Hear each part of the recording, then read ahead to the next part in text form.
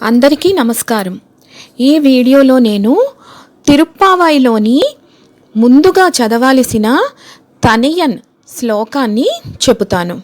శ్రీ రామానుజాచార్యులు శిష్యులైన కురేసులు వారి పుత్రులు పరాశర భట్టులు.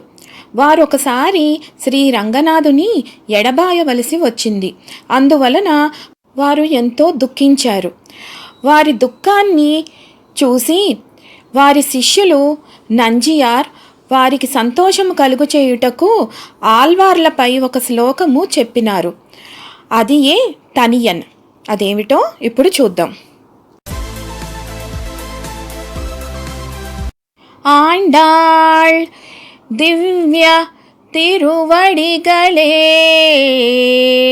శరణం నీలాతుంగ స్తనగిరి తటీ సుప్త ముద్బోధ్య కృష్ణం పారార్ధ్యం స్వం శృతిశత శిరసిద్ధం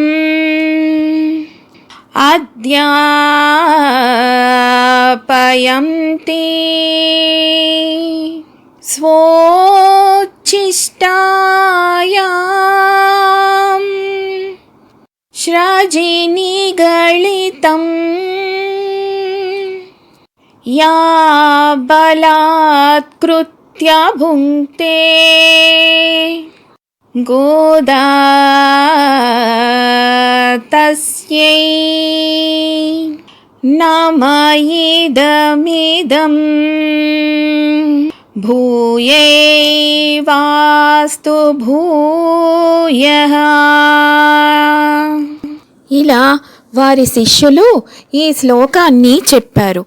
అందుకే ఈ శ్లోకాన్ని తనియన్ అని అంటారు. దీనిని తిరుప్పావై చదవటానికి ముందుగా ఈ శ్లోకం చదివిన తరువాతే ప్రారంభించాలి.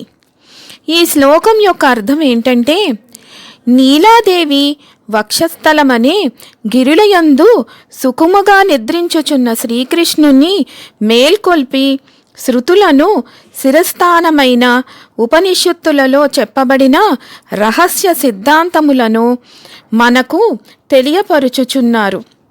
తాను ధరించిన మాలలో భగవంతుణ్ణి బంధించి అతని కృపకు పాత్రురాలైన గోదాదేవికి నా నమస్కారములు అని ఈ శ్లోకం అర్థం.